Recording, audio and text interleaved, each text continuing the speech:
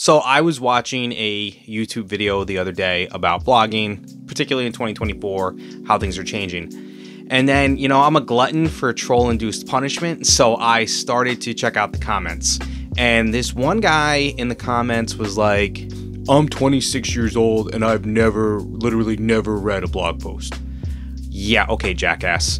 Chances are you don't even know what a blog post is. But that got me thinking, do people and, the businesses that they run specifically really understand how important blog posts still are? Or do they even know what they do? The reality is that they're incredibly important, and I thought I'd make this video so we could break it down.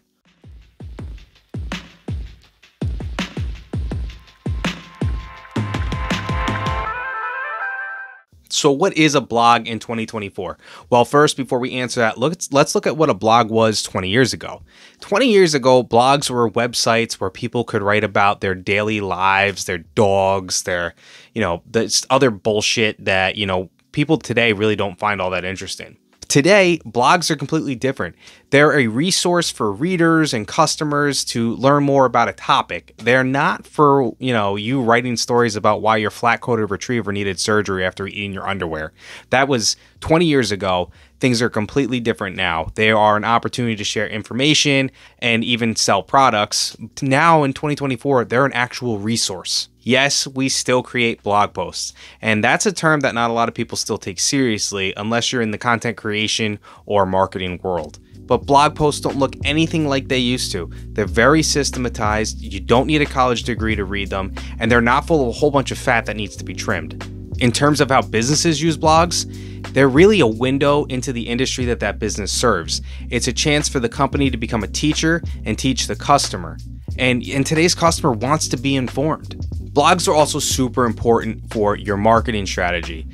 As you write blog posts and all the peripheral information that customers need to understand, then Google starts to see you as an expert.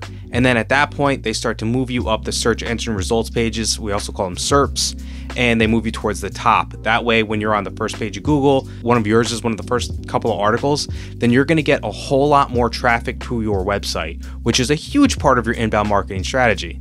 That brings me to my next point. Once Google recognizes you as an expert, when people are searching for keyword terms that Google knows are in your wheelhouse, Google will start directing those potential customers, to your website. At that point, you can get them into a sales funnel, you can collect their email address. It's just a huge, huge part of your inbound marketing strategy.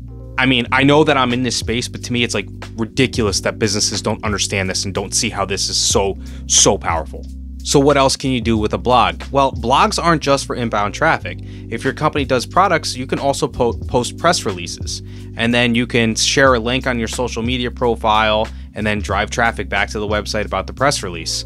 And I know I said it wasn't inbound marketing, but if you could slip a landing page in there, boom, you're in the sales funnel. You can also set up affiliate marketing through your blog. And I know that a lot of businesses might not think that this is, their wheelhouse or their niche, but how many businesses do you know that couldn't benefit from having another source of revenue?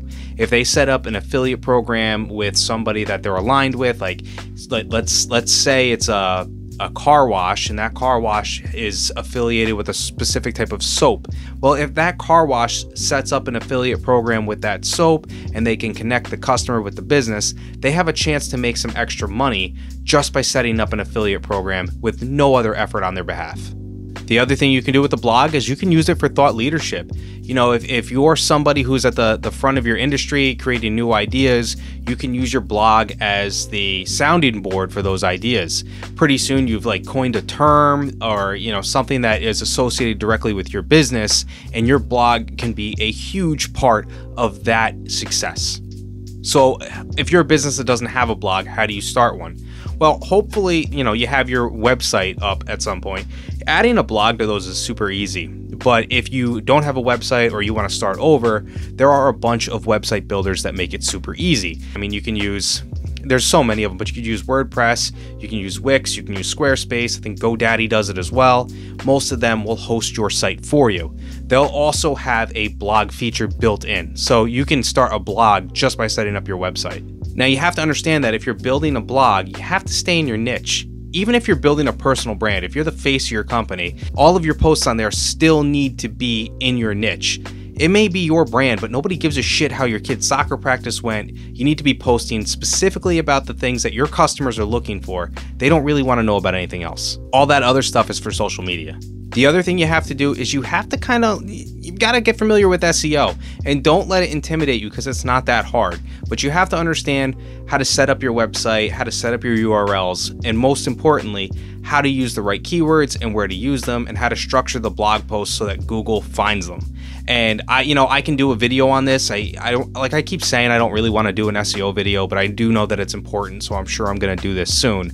But I would start with Keyword Finder. I would start with Surfer SEO, because these are two very simple, relatively affordable tools that you can use to figure out which topics you're supposed to be writing on and how to structure your blog posts. But just whatever you do, don't forget about SEO. Otherwise, your website's just going to be an island in the middle of the ocean somewhere and no one's ever going to land on it. The other thing you can do with those SEO tools, and this is very important, but you have to set up a content plan. And what this is basically you're going to come up with all of the important topics that you need to write about.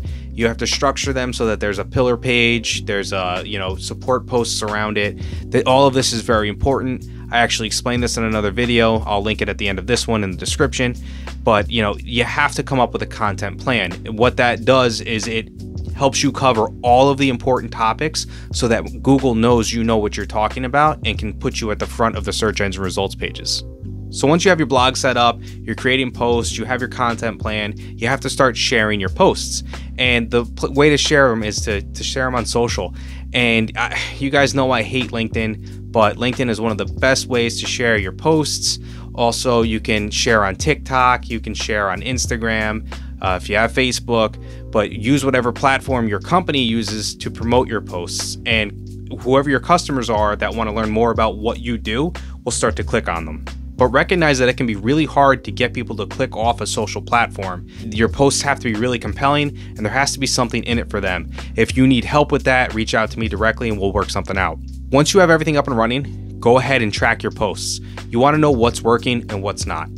Don't do what's not working anymore. If it's a certain topic that doesn't drive traffic, if it's, if you've set up a certain structure that doesn't seem to be working, then just stay away from that, because you don't want to be filling up your blog with a whole bunch of useless articles and you don't want to waste your time. But if you have stuff that is working, you want to go ahead and double down on that. But you want to do it in such a way that you're not cannibalizing your traffic by splitting it between two articles that you've written that are basically the same. What you want to do is just establish more expertise in that category. Again, if you need help with that, reach out to me, we'll work something out. So that's it. If you can't see how a blog is important to your business, then you're out of your friggin' mind. It doesn't matter whether you sell buttons or houses, having a blog will help your business reach its highest potential. And you're probably gonna need some tools to get started. And if you wanna know which tools that I use and recommend, check out this video here, and I'll catch you guys on the next one.